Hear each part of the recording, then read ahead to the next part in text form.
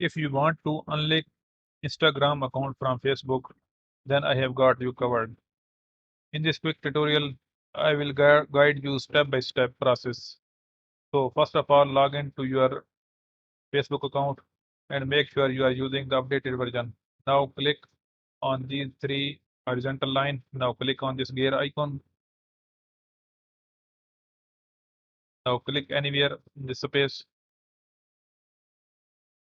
Okay, now click on accounts. Here you can see the accounts that is linked with Facebook account. So now click on remove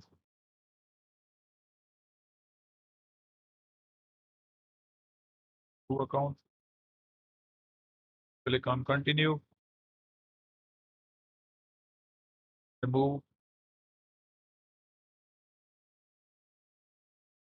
and now you can see that the Instagram account has been unlinked from Facebook account. You can redo it if you want to add again.